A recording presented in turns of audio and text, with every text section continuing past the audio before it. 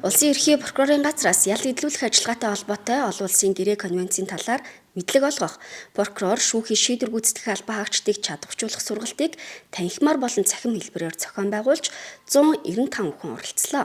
Сургалтад хүний эрхийн үндэсний комиссийн гишүүн доктор Ихволд, Роял олон улсын их сургуулийн эрхцэн хөтөлбөрийн зөвлөх багш, хууль зүйн ухааны доктор Батханд, улсын ерхий прокурорын газрын сургалт судалгааны хүрээлэнгийн хяналтын прокурор Эрдэнэтийн нар олон улсын гэрээ конвенцийн ойлголт, онцлог, хэрэгжилт, хөрөнгө буцаан авах талаар шүүхийн шийдвэр гүйцэтгэх ажиллагаа сэдвээр сургалт хийсэн юм а. За ял идлүүлэх ажиллагаанд олон улсын гэрээ конвенцийн хэрэгжилт зарим анхаарах асуудал сэдвээр одоо бид бүхэн нийт Монгол Улсын нутаг дэвсгэрч үйл ажиллагаа явуулж байгаа эрүүгийн болон зөрчлийн шийдвэр гүйцэтгэх ажиллагаа хяналт тавьж байгаа шийдвэр гүйцэтгэгч нар 20 анги болон цагдаа орох байр зарим саатуулах байруудын холбогдох албан тушаалтнуудыг удирдлагуудыг оролцуулаад энэхүү одоо сургалт хэлцүүлгийг зохион байгуулж байна. Энэхүү сургалтанд болоод ирэхээр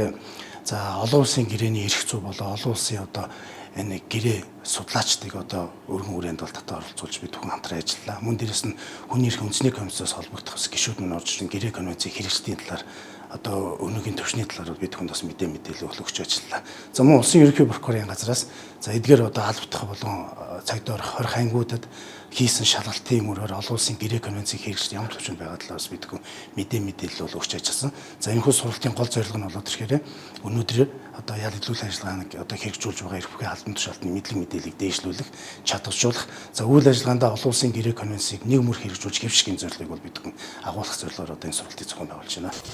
За ер нь дэлхийн нийтийн чиг хандлага маань ер нь 20 харлаас татгал торхой сөрдөрлөгийн ял руу маань нэлээд дийлэнх чиглэлсэн байгаа. Монгол улсын бас эрүүгийн хуулийн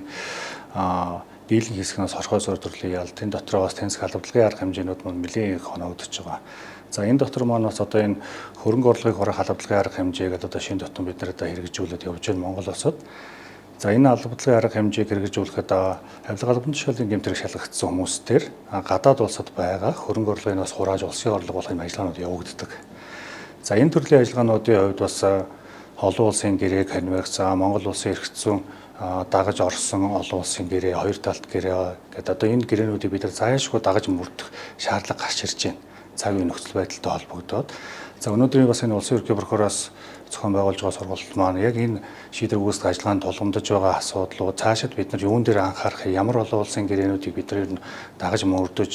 Монголынхон шүүхийн шийдвэр гүйцэтгэх хууль, эрүүгийн хууль, эрүүгийн байцаан шийдэх хууль гэдэг юм уу энэ хуулиудаас гадна бид нар цаг үетэйгээ нийлээд олон улсын хуулиудыг гэрээ конвенцуудыг дагаж мөрдөж өдөр тутмын үйл ажиллагаанд мөрдөж ажиллахгүй бол энэ даяарчлагдсан нийгэмд бас энэ шийдвэр гүйцэтгэх ажиллагаа маань гэдэг юм энэ прокурорын хяналтанд явж байгаа ажиллагаанууд маань бас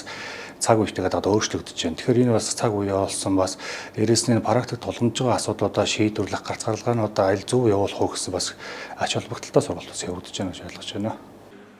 Мөн энэ үеэр улсын ерхий прокурорын газрын ял идлүүлэх ажиллагаанд хяналт тавих хэлцээс ял идлүүлэх ажиллагаанд хүүхэд, эмэгтэйчүүд, хөгжлийн бэрхшээлтэй иргэдийн эрхийн талаар зохицуулсан Монгол улсын нэгдэн орсон олон улсын гэрээ хэлэлцээрийн хэрэгжилтийн дүнг танилцуулж мэдээлэл өглөө.